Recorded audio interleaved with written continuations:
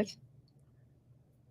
Hello. Hi, everyone. Hi, it's Callista here. And Stephanie. Happy Serger month. Woo! April just began, so we have a lot of Serger content coming your way. And we thought to kick it off, we'd do a little bit of a Serger talk to kind of show people what you can do with this Serger, all the different threads you can actually use. It's not as complicated as it may seem. I know Sergers are typically a little bit intimidating, but we're here to dispel some myths and show you some inspiration. So exactly. Let's get to it. Yeah, let's get to it. So I would say that Sergers have never really been given the type of attention that it deserves. And that's kind of like another reason why we really want to celebrate National Serger Month, because we really think that the Serger is like a great fun machine to have in your sewing room, and it can do much more than just garment sewing as well. And I think a lot of people don't know, or they don't know the ways that they can apply their Serger to even like quilting or additional projects besides something that you can just put on your clothes. Yeah, and I think another big point too, like what Calista mentioned, is especially when sergers are used for this utilitarian way, like putting garments together, finishing edges, we think about like a standard, usually plain, like 40 weight thread. But there's actually this machine can probably take the widest range of threads compared to all other machines in kind of the sewing field, compared to your sewing machine, your long arm, all that sashiko machine, embroidery machine. The serger can actually be very, what's the word? Versatile, yeah, and take a lot of stuff. So exactly. I think if you asked a lot of like quilters or hobby sewers if they owned like a serger or like an overlocking machine, a lot of people would actually say maybe no. And the ones that say yes maybe are like garment sewers, and that's the reason why they don't have one. And the ones that answered no might not even think about buying a serger because maybe they don't see the reason. But actually, like, more sergers are being introduced, and like they can do a lot more fancy stitches, and the potential that you can have with these machines is really like unlimited, and like releases kind of can really create a lot of opportunity for like your creativity. Yeah, and I think along with it is there's also a lot more educators and creatives in this field of serging that have developed really cool ideas. I think that the possibilities are still really open and really endless, as I think decorative serging has existed, but I think now when it's coming more into the mainstream, it's a really great way to show how people can use their serger. Exactly. So I think what we'll do today is kind of like the same style that we've always done our thread talks. So if you guys have any questions, feel free to leave them in the comments. Or if you just want to say hi or anything like that. We love seeing where everyone is tuning in from as well. So I think the first thing that we can kind of show is the diversity of projects that you can like make on a serger, which includes things like bags or quilts, home good a lot of home good items. Those can all be made on a serger. So let's look at some samples. Yeah, that sounds great. Okay, so let's go to our PowerPoint here. So you can see here, this is actually a stocking that we made with the serger, and all we did was kind of use we did a little bit of like overlocking on the edge of these strips and then weaved it together, and that actually adds a really fun detail. And this is like a super simple project and a great way to add a fun detail without it being too difficult as well into a project as well. Let's see if I have some close-ups, but this is just a pillowcase. Again, there's an embroidery in the middle, and then we did some decorative serging. I think it's some flat locking to add some detail onto the pillowcase as well. And it's a great way and a super fast way to add like decorative threads onto a project. Yeah, and you can see here too where the silver is. That's actually a narrow hem stitch, I believe it's called, or a Yeah, it's just a rolled hem. A rolled hem, Yeah. sorry. There's like so many functions on the new sergers that sometimes I get all the little specifics mixed up. But yes, this is a rolled hem that you can kind of see with the silver thread just running through the fabric there. So I think we just used 2 or 3 pieces of fabric and we really tried to embellish this pillowcase just by using the serger. Exactly. And then we have another pillowcase here with some serger lace, and we also use the serger for the middle part of it as well for the cathedral windows. And you can see we just like tucked all of them together, and again used like an overlock stitch on the edge, and it creates a lot of like fun detail as well.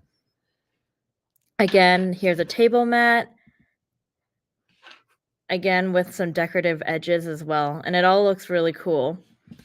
So these are just some like really easy ways to use your serger and like create simple projects. A lot of them are like easy home good type projects that you can make. I think like it's also a very easy way to finish an edge of a project. Yes. I mean, outside of the world of home goods, everyone typically would bind the edge of the quilt, but when we're looking at things like maybe you're making a table mat or something like that, there's actually a lot of different decorative threads you can use to finish the edges of projects without having to always bind it or fold over or do something like that. Yeah, for sure. It's like a super easy way to finish something off. I think like sergers just make like finishing a project like so much faster. Yes. Because it just goes and it adds like a bunch of detail and like can finish off an edge, like you said, Yeah. really quickly. So I think talking about serger thread, obviously I think we're known for having a lot of really fun decorative threads, but we also want to talk about all the different types of serger threads that you can use. So not just the decorative types, but also like what the, I guess, like more common serger threads More you can utility use. type threads. Exactly. Yeah.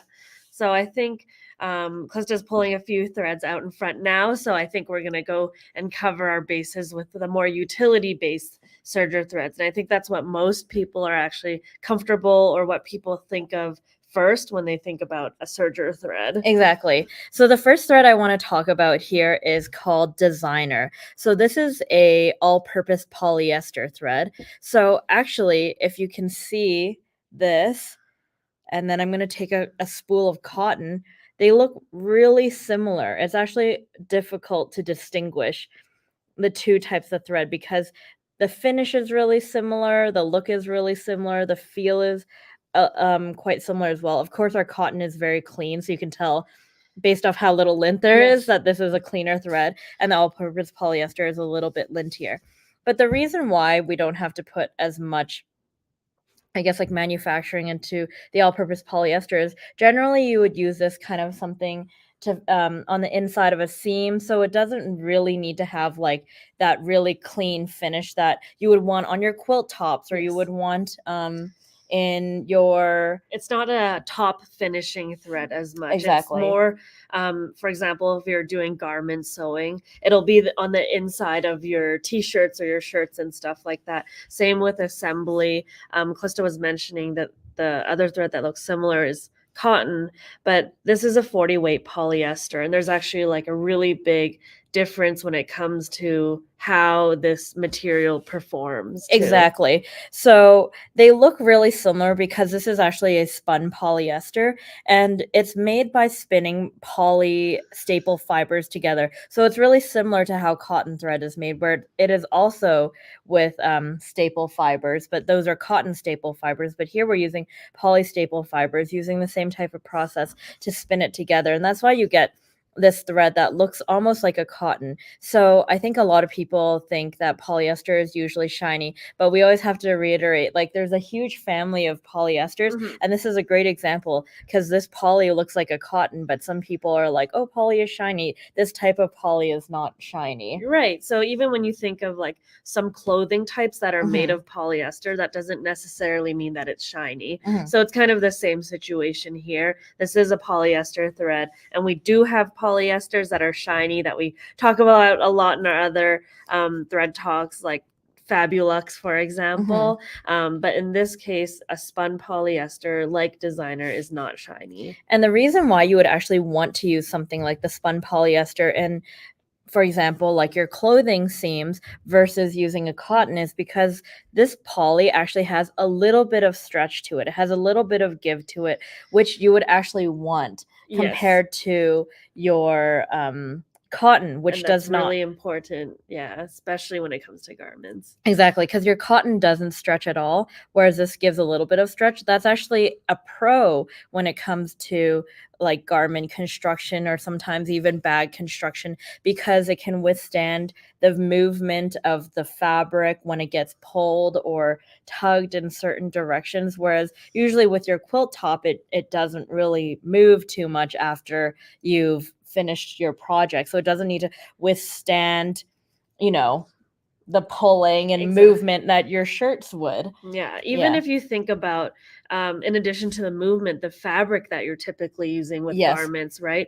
Usually it has some degree of stretch, or the way that the fabric is turned so that the way that it's cross weaved is not going to be maybe the same direction, might be slanted, so it's stretchier in different directions. And so that's also like something to consider when you're using designer, because I think when we first learned how to sew, we made PJ pants, as I think many people do, but we used cotton thread. So you can imagine if it's even a little bit fitted around your waist or bum area and you bend over, it's just going to go pop, pop, pop, right? Yeah. So that's why you want to make sure you're using sometimes like a 40 weight all-purpose polyester. Yeah, like that's why you would, exactly. When you choose certain fabrics for clothing versus quilting, they're different because you need to have a little bit of stretch and wiggle room So sometimes. And choosing like a thread that does the same is very important. And designer is actually a really affordable thread as well, because a lot of times you're going to need more than just one spool. So this comes in 210 colors, which covers a huge, it's going to cover pretty much every color you ever need for a project, especially if they go in seams. It doesn't matter too much. And in your serger, sometimes you'll need 4 threads. So that's why we make this a very affordable price. So when you need to get all the threads for your serger, you can get them all at once, and an array of colors. And it makes it a lot easier also to get more colors. Exactly. So this one is definitely one you should check out if you do like garment sewing, bag construction, or if you well, there's home deck for bag construction too, but it's another option. I think those are the primary purposes of designer. Exactly. Another thread that we want to talk about that you can use. So we're still talking about more of the utility threads. We're going to get to the fun stuff in a little bit here. But the next thread we want to talk about is actually called softlock. So this thread is a woolly polyester. So I think you guys might have heard of woolly nylon before. So this is pretty much like the same type of thread as like a woolly nylon. It's going to do the same thing where it has like a little bit more body to it. So more loftiness, so it fills really nicely. And you can see it's a little bit fluffier.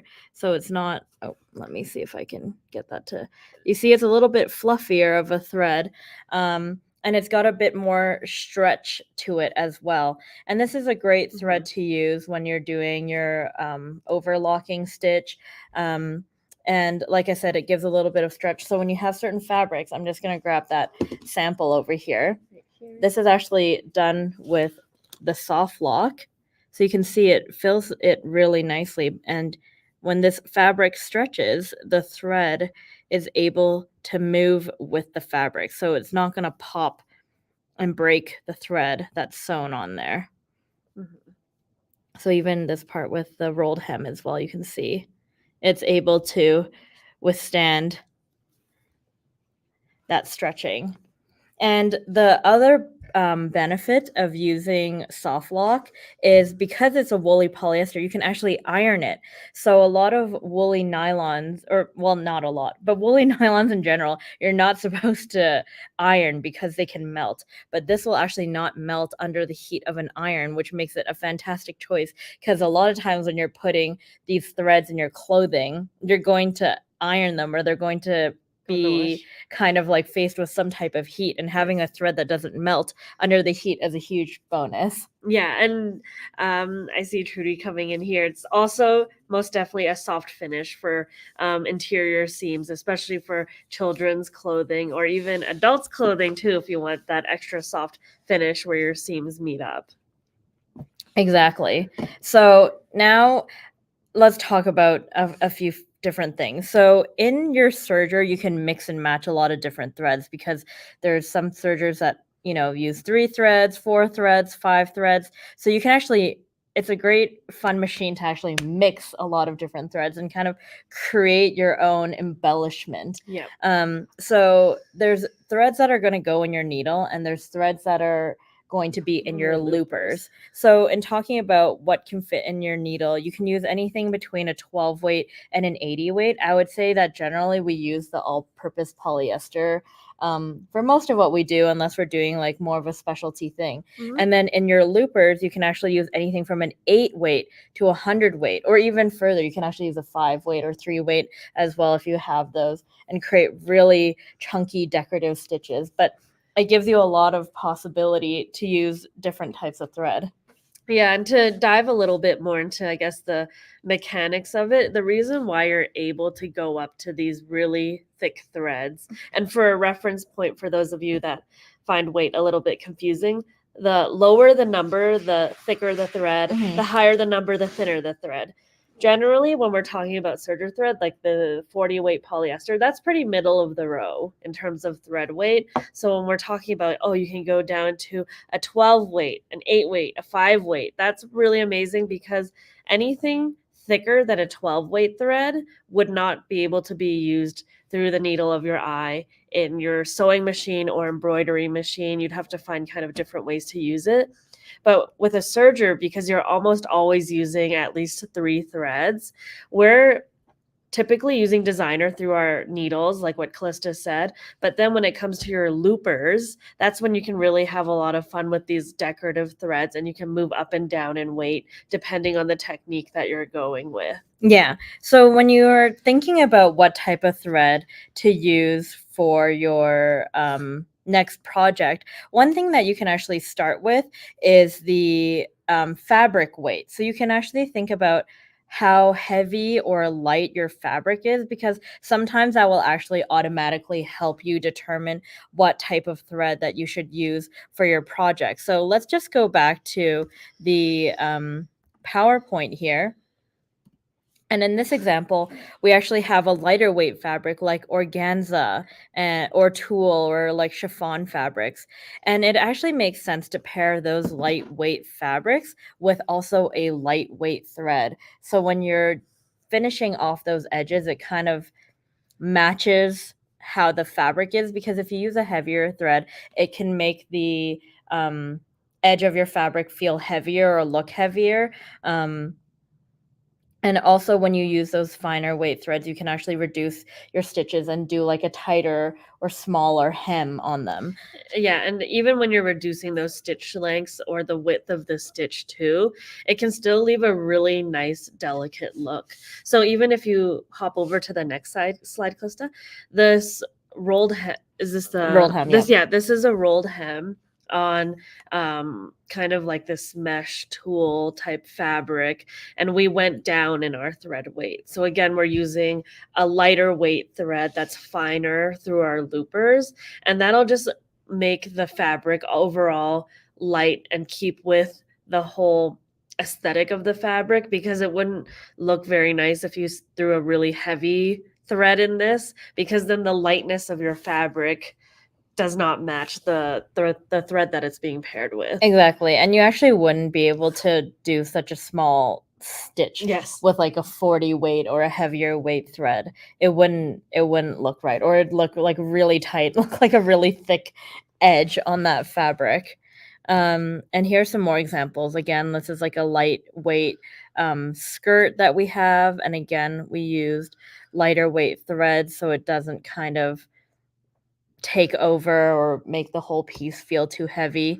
And here as well, we added it for like a decorative element, but it still matches with the fabric. So it's not like too heavy, and it looks like a really fine, nice detail. Yeah, and it finishes the edges really beautifully, because in these places you wouldn't be folding up the hem of your that skirt or the edge of a shirt in this way to add a seam. So this is a very simple single layered way to kind of just like finish off the edge very Exactly. cleanly. And another thing is, like, if you use something like that was like a thicker material or had interfacing, again, you would probably want to use the same type of logic where you would use a little bit of a heavier thread or go back to like that 40 weight, so then it's a little bit more balanced.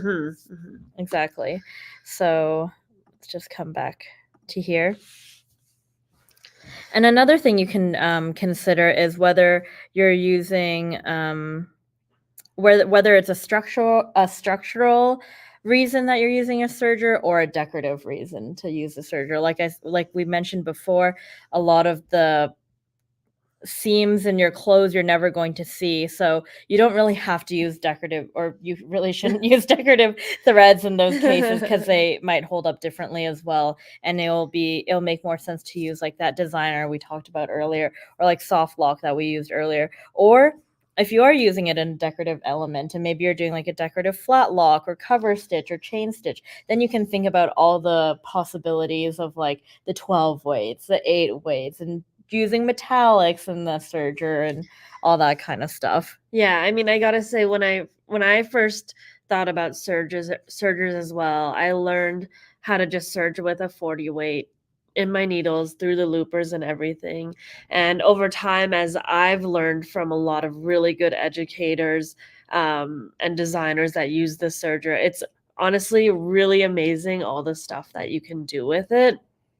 So I think we have some more pictures that show, I think in a In another no, sorry, in a pillowcase. yeah, in a pillowcase. So this is also something quite simple, and I'd keep an eye out for the future, because I think we're gonna maybe make a pillow series. But this is also a very simple project that you can do. We obviously chose really high contrast colors, but you can definitely choose something more neutral if you want. And this is just a really simple stitch that we threw on top in a grid pattern. And you can make it like a plaid design. You can just make stripes. Exactly. And this one's just a cover stitch that I think we did with a 8 weight thread called Dazzle. And moving on, another thing you can consider is the type of fabric. Again, not the weight of the fabric, but whether it's like a woven or a knit or a stretch or a spandex type fabric, like what we showed you guys earlier. Like, this is a close-up of that soft lock thread, and this is a great time to use more of those threads that have a little bit of stretch and give to them, because you want it to, again, move with the fabric and stretch with the fabric. Okay. So let me come back to here. Awesome. So we talked a lot about, I guess, like more of the utility threads. So I think we can talk about some of the more fun threads as well. Yay. Now. So we have a variety of threads and kind of different types of stitches that you can do on your machine, because there's like overlock threads, there's flat locks, there's rolled and narrow hems, chain stitch, cover stitch. So these are where I think you can be a lot more creative with some of the threads and thread choices that you have. So we can take a look at that. And as well, give some ideas on different types of techniques. Yeah, some inspiration on how techniques are used, not just independently, but you can stack techniques together and use them in conjunction. Exactly. So one thing I want to talk about is quilting on a serger. So you can actually piece on a serger. And one way to do that is with a decorative flat locking stitch. So we actually have a sample on our table right now. Stephanie's just gonna grab it here. And this was from us just playing around on the serger. And we just pieced this 9 blocks together with the flat lock stitch on the serger. Yeah, it's super quick to put together. This is using a 12 weight thread called spaghetti. You kind of see right there. And another I guess like project that you can consider piecing on the serger is actually when you use more unstable material, something like a minky fabric or like those heavier fabrics where they're kind of like not totally straight all the time and a little wonky in all directions. It's a little bit sometimes, and they're a heavier material. Sometimes easier to piece projects like that on the serger. I would say too, it would be to give you a good idea of what would work is if you're already needing to increase your stitch length. Yeah. For a project, it might be appropriate for a serger too. Yeah, so you can overlock the two pieces together. Exactly. So, for example, fleece would be a really good idea because it is one of those fabrics that can go in a lot of different directions. It has a lot of stretch to it, and it is quite thick. So you can piece your like fleece with the serger. And I think that's like a really great way because it's fast and it actually secures the fabric really well. Yeah. So the first type of stitch I want to talk about is like the 4 or 3 thread overlock stitch. So you can use this to actually create seams or stop fraying. You can use this for knits or woven. And let's show some pictures of what that is exactly. So let me go hop back to the PowerPoint here. So this is pictures of the overlock stitch. And so you can actually see we've used so many different threads here. We have 12 weight, we have 40 weight, we have 30 weight, we even have 100 weight. We used a metallic thread, again, another 12 weight rayon, and then even heavier ones, the 8 weights as well. And you can see there's like so many levels of like how heavy or decorative you want that stitch to be, and then also depending on like how bright you make the colors versus how matchy you make it with your project. There's like really a lot of creative opportunity. Yeah, and I think the primary thing that we're adjusting here is simply stitch length. So when you're using a heavier thread, although it's not going through the needles, it is still going through the loopers. And sometimes you do need to make a little bit more space for those heavier threads. And then you can, of course, decrease the stitch length for the finer weight threads. Exactly. And then we also have some samples. Let's go a little bit closer. These ones are of flat locking. So you can actually see on the top, we use that woolly poly that we talked about earlier. And you can see actually, even though it's a little bit thinner technically than the spaghetti thread is, because it's that woolly texture, it actually fills in that space a lot better than the spaghetti. Whereas spaghetti, the stitches are really crisp. So it gives you like a different decorative look. So again, different options for how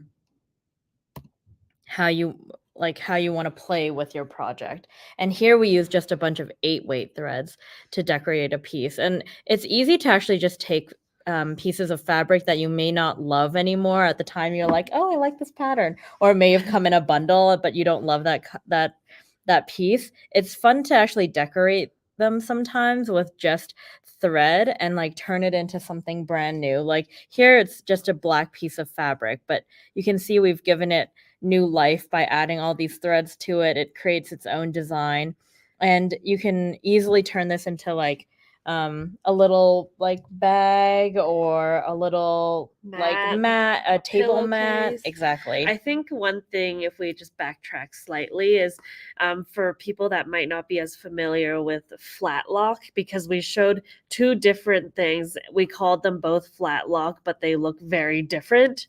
So I think it's important to highlight simply the fact that flat lock is interesting because it can be used for an aesthetic purposes on both sides. When you pull the fabric apart. So this is one side. This is the sample that we just had pulled up on the screen here.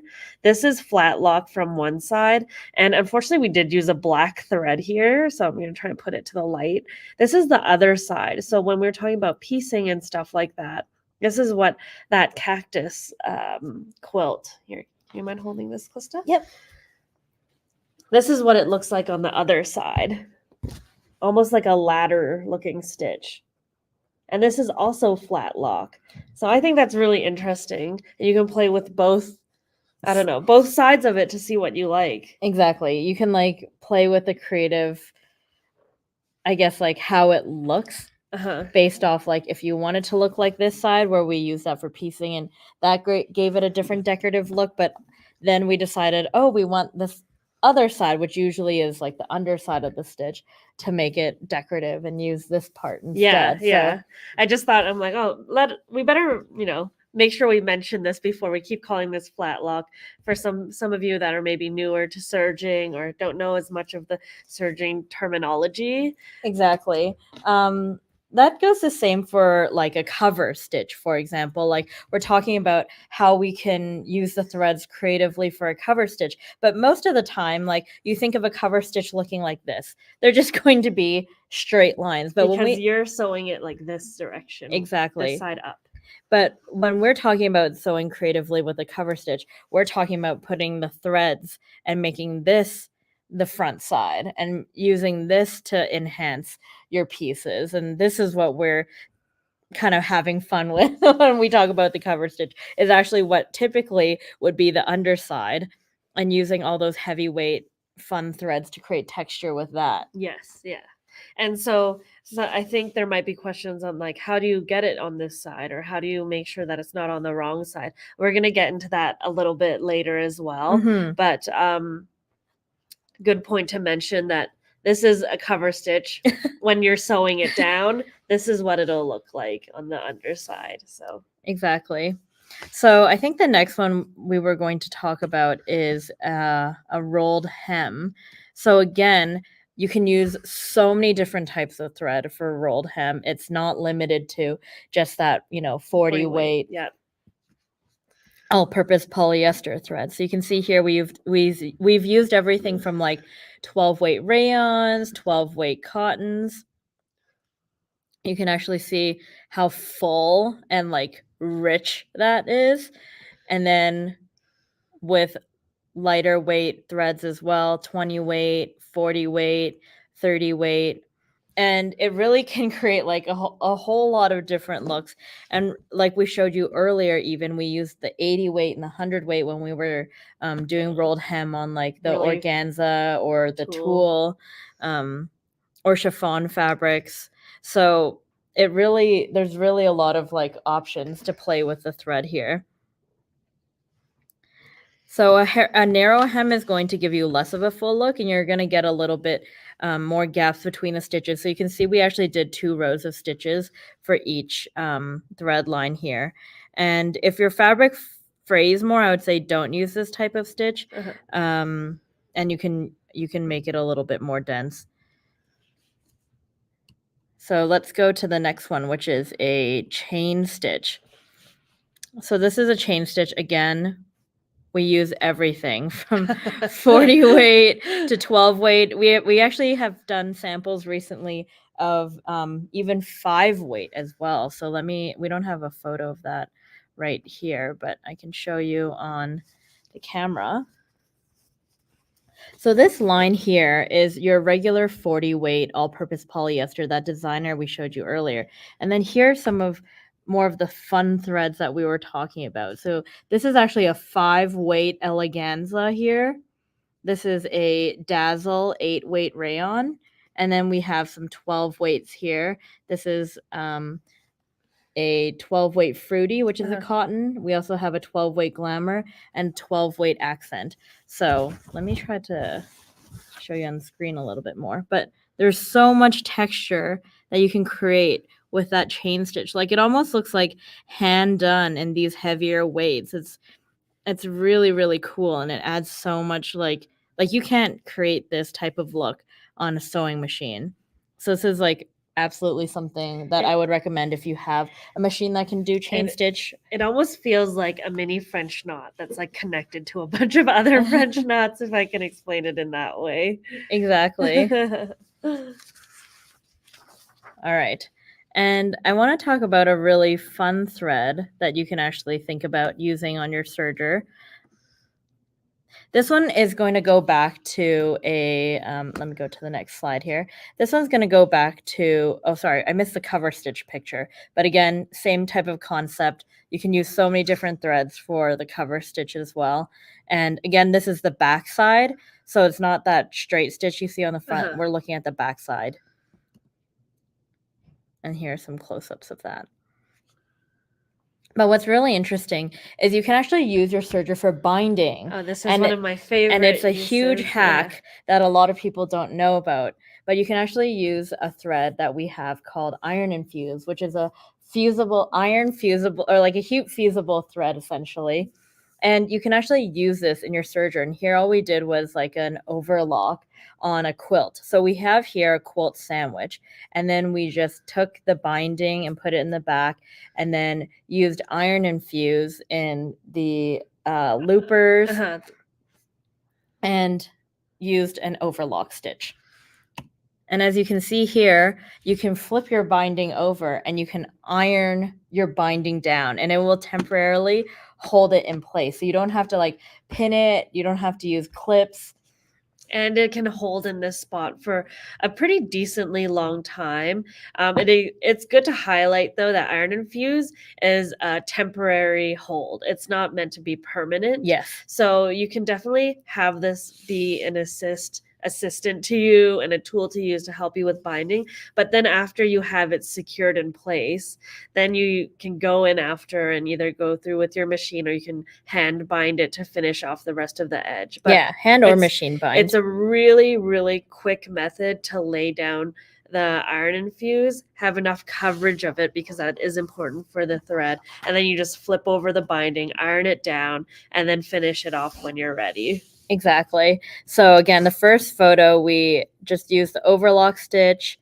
We sewed all of this together in the serger, and then we turned the binding over, ironed that down, like pressed it down, and the thread will be strong enough to hold that binding there while you decide. You can see this is how it looks just by itself. And then you can decide if you want to finish it on the machine or, like Stephanie said, you can do it by hand as well, whichever you prefer. Definitely. All right. So let's talk about some more fun stitches that you can do on the machine.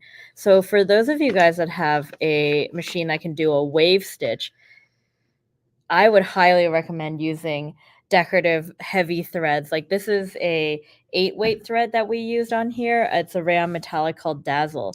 And you can see like what a cool detail this added. It's like, it doesn't even look like it's thread. It's super cool. That's one idea. Another idea is like on this little dress here, we actually did a serger lace. So we'll zoom into the bottom of the dress here, and you can actually see we used a 12-weight rayon metallic colored glamour and did a serger lace.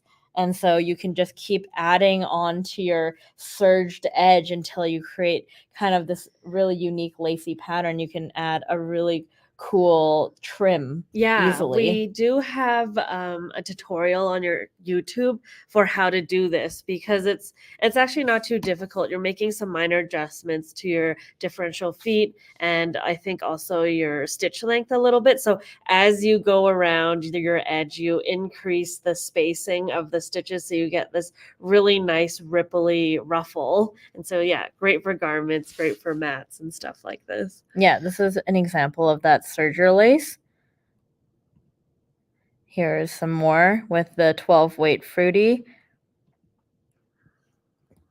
This one was done with a 12-weight accent. So you can see there's like so many different options with that. And then what we were talking about earlier, when you like want to just like finish off, you know, the edge of a project really easily, using these heavyweight threads to just do a quick and like finishing it off is like super quick, looks really cool, and it's really fun too, honestly. Yeah, and it does look like really nice and complete without just letting the raw edge be out.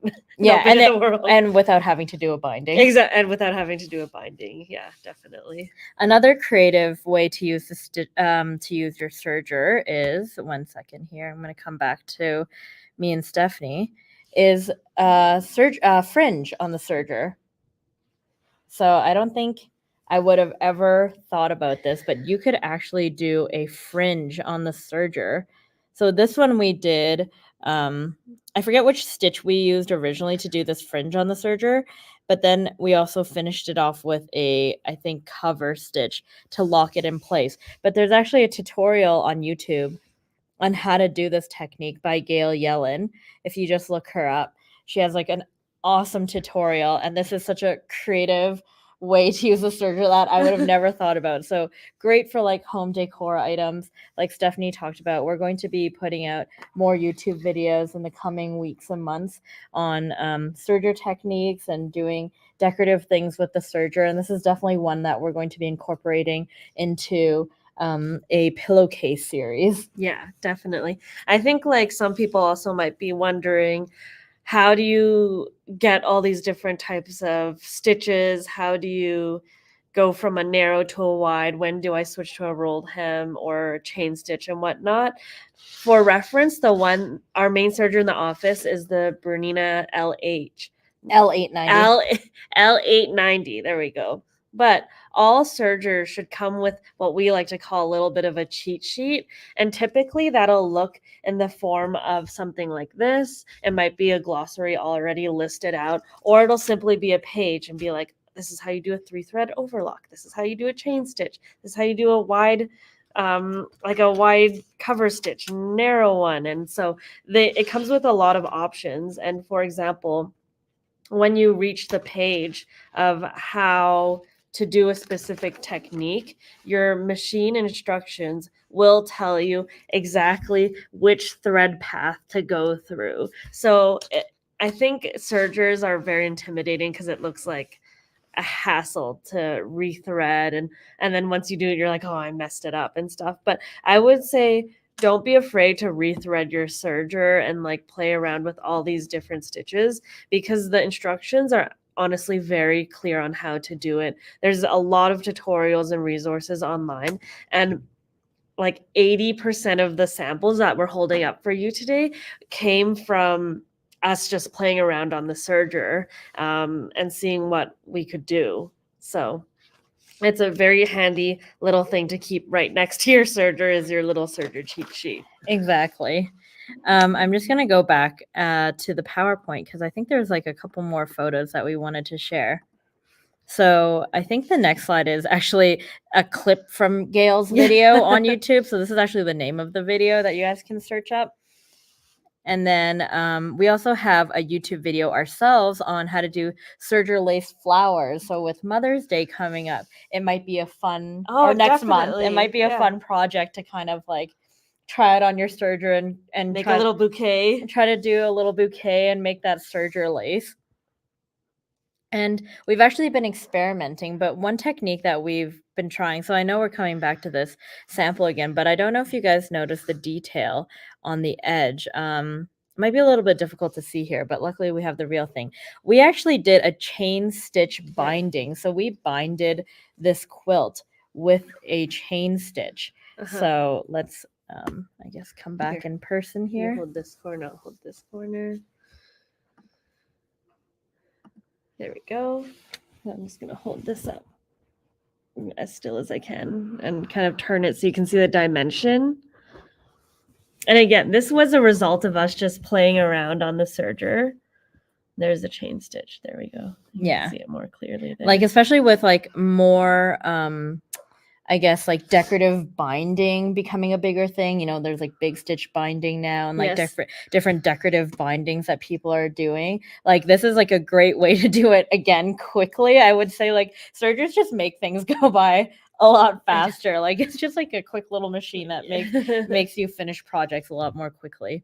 So that's like another fun technique that we've been exploring, and hopefully we'll have our YouTube video coming soon on how to do that. I just wanted to answer a quick question about whether or not we use our fancy thread in both the needles and the loopers. And the answer to that is no. We're typically using more of our regular thread, which is the designer, in the needles. Yeah. So a 40 weight is fine. And then through the loopers is when you're going to bring in your like maybe heavier thread like glamour or fruity or spaghetti or something like this. Exactly. And so you can just put these threads through your loopers because that's what's going to have the most coverage. I'm showing you the back of something. So this is Dazzle, an 8-weight rayon thread. And we have the pink thread in the upper and lower loopers, as you can see. And the only spot where you're going to see the needle thread is actually just right here, where that light pink is. So you can match it to the color of the thread, or if you want it to stand out, you can always choose a different color, but that's where your needle thread is going to appear. Yeah, I mean, you can make it like use that even as a decorative element and maybe choose a contrasting color, but I think it's a great idea to try to stitch out all of your different types of stitches in the serger, so then you can like understand how everything gets stitched out. And one tip that I thought was really helpful when I first started learning how to do stuff in the serger is like there's a color for each thread path in your serger. What I like to do is like when I stitched every different type of stitch out, I put a blue thread in the blue path and a yellow thread in the yellow path. So then when I stitched out all my samples, I understood like where each thread went to. Like where the upper looper thread would end up, where the needle thread would end up, where the lower looper thread would end up.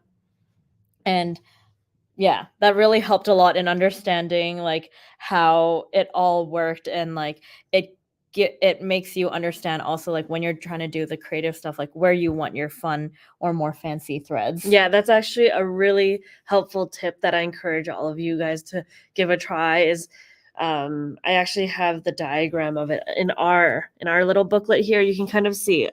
They've assigned different colors to each thread path. So just and here we go. They actually did something similar right there. Similar. So you can try something like this at home with your serger.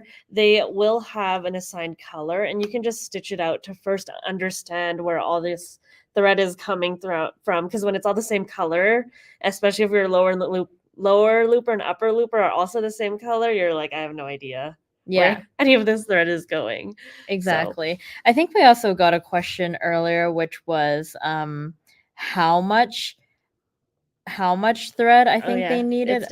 Right here. How many spools of thread are needed for those decorative projects? I highlighted the wrong one. This one here. I think that's it really determines the size of your project and how much I would say you want to embellish it. Yeah, how much you want to embellish it. For example, like this small little tabletop one, we probably used no more than 50 yards of thread for it. Like it wasn't really too much. But if you're really doing like a bigger pillowcase, and for example you wanted to use like the fringe all the way around the pillowcase, I mean you can see how much more thread is in each loop. You would definitely want to have like a larger spool for that. But I would say just having a larger spool, or not a larger spool, but one of the more regular size spools is like what I would prefer, because sergers do typically use more thread than a standard sewing machine, because you know like they're loopers, like there's more thread covering your edges. It's not just like the stitch on the top. Even if you look at, for example, like these flat lock stitches, like this is using a lot more thread like this than one stitch would on your sewing machine. Yeah, and this is actually another great example to show us playing around with it. So we have all the different thread lines at the front again. Again, this is flat lock, and then when I turn it around, you can kind of see that ladder stitch effect on the back.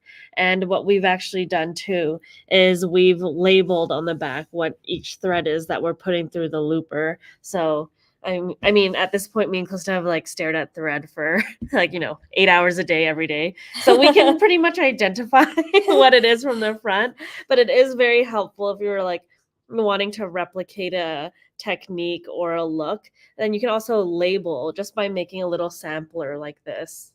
I think like one tip I learned also when I was first starting to sew, whether that's like on your home sewing machine or even on a serger, it's really fun to actually like just stitch out like what all your different stitches are and put them in a binder, because then like when you want to kind of imagine how that would look, you can like use it as like a real life reference and just like either hole punch it or put it in a sleeve, so you can like not just look at like an image of how of what the stitch is, but actually see how it's going to be stitched out. Yeah, and even for us, like I mentioned, we've done a lot of like playing around and experimenting on the serger too. Mm-hmm. What we actually did was we layered a wide cover stitch with a narrow cover stitch. And so if you look at this is the wide, and this is the wide with the narrow on top. And we have a PowerPoint image of it, so I can show it in a little bit more detail, but it adds so much more dimension. If you just scroll past here, right there. I tried to kind of take a photo Like from the side so you can see how it's raised up. Sorry, this is a cover stitch and a chain stitch. Oh, sorry, a cover stitch and a chain stitch. But this actually looks like a trim that you could sew onto something. But this is actually something that you created by yourself on the serger, which I think is like the coolest thing. Yeah, and we're just going in straight lines here too. But if you imagine if you're making like a pillowcase or something, you're kind of doing looser wavy lines, then you're overlapping some here or there. I think this would make a really, really nice project. Mm-hmm. Yeah. Some other things that you can do is you could always make like chains off your serger, you know, like when you're finishing off your serger, you can make like a chain. Yeah. You can actually like make your own thread. Like you can mix all the threads together, and then when you do those chains, you can cut them off and then like couch them onto other projects to create like a cool trim. I've also seen them used as like in the replacement of like string, for example, like if you're making Christmas ornaments, and instead of just grabbing like a thick thread that you have to be the little loop to hold your ornament, you can make something really beautiful out of your chain stitch, or maybe like a rope from your serger and make that the loop. Maybe even if it's like a little buckle on a bag and it needs to go around a button, you can make that on your serger instead of just like braiding together some thread. You can actually make something a little bit more like complex and rope like. Yeah, I really think that the new sergers are like super amazing, and they have like, and they're a lot easier to use nowadays, especially like the one we have in our office. Like it teaches you how to like thread it if you need to rethread it when you change between different stitches, and I think that makes it a lot more seamless when you kind of go from one thing to another, and it makes it less intimidating. But I feel like sergers are definitely like an underutilized kind machine, and if you are thinking ever about adding like another type of sewing machine to your room, maybe instead of like upgrading your current sewing machine, you can actually think about getting a serger, and like after seeing all these different types of things that you can do with it. Definitely, because there's a lot of techniques that cannot be replicated in a sewing machine. Yes. So if you do get a serger, if you're interested in getting a serger, you'd actually be able to expand the type of work you'd be able to do. For example, we showed chain stitch is a simple one. You know, these cover stitch, like these would not be an option through your sewing machine, but they look so great in the serger. And you can of course just embellish your quilts, accessories around the home, or your clothing with this kind of stuff. And it's not just limited to just like finishing a sleeve or hemming some pants. Exactly. What else do we have? I think for serger, I think that's like most of like all the samples that we have prepared today. But we did want to say for National Serger Month, we have amazing interviews that we did with several different people from the serger world. We have Pam Mashi from Bernina. We have Gail Yellen, Deb Canham, and Angela Wolf as well. And we sat down with each of them and asked them a bunch of questions about their best tips and tricks and their favorite threads to use in the serger. So that's all going to be coming out in our newsletter every week this month. So make sure you're subscribed, because it's a great way to get lots of information about like serger threads and like tips from the pros. Yeah, they're all really very unique people that are designers and educators that specifically focus on using sergers or heavily use sergers in their techniques. And they've really even opened our eyes and showed us like all the different things that all the different possibilities you can do on sergers. A lot of them have really great projects if you're like wanting to start or try something small. It doesn't have to be like this big mountain. They're all really great and they're all excellent resources. So we're very amped for Serger month. As you can see, we just have like piles of samples all around us that are serged. And I hope that like you guys feel a little bit more inspired today after seeing some of what you can do. Exactly. And I would also say for Serger month, we actually put together a bundle of threads. So if you guys were interested in doing decorative serging, all the ones that we talked about today, especially more of the heavier weight ones, everything from your essentials to like the heavy weights, we put in a bundle together. So we have 2 spools of designer, 2 spools of softlock. We have razzle, we have accent, we also have glamour, spaghetti, fruity, and dazzle. We all put them in a pack this month to celebrate National Serger Month. I think we just called it Serger Month special because we really want people to kind of like try all the different types of threads you can play with on a serger, and we kind of bundled it all together to make it easy. So that's available on our website.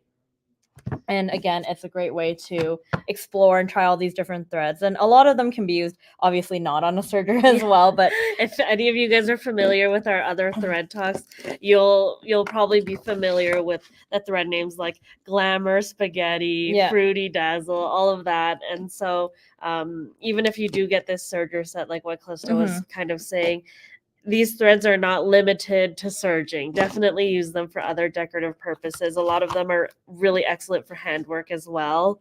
So exactly. Yeah. And also make sure you're subscribed to our YouTube channel as well, because we've been working on a lot of different serger videos. We're going to be putting out videos on like how to do kind of like the most basic serger stitches and how they look in all the different thread lines and like how you can kind of recreate these at home. And then also we're going to get more complicated as it goes as well. So make sure that you guys do subscribe to the YouTube channel. And I think it would be fun to do a little bit of a giveaway. So make sure you like this video on Facebook.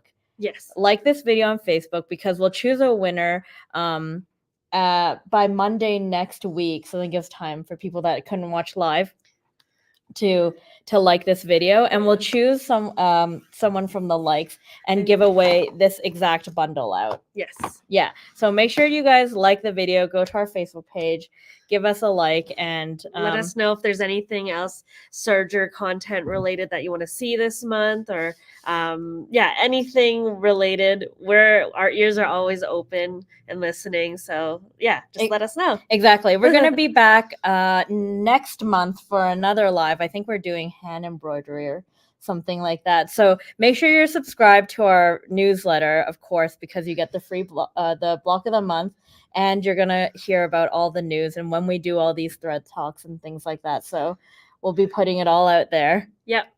Yeah, okay.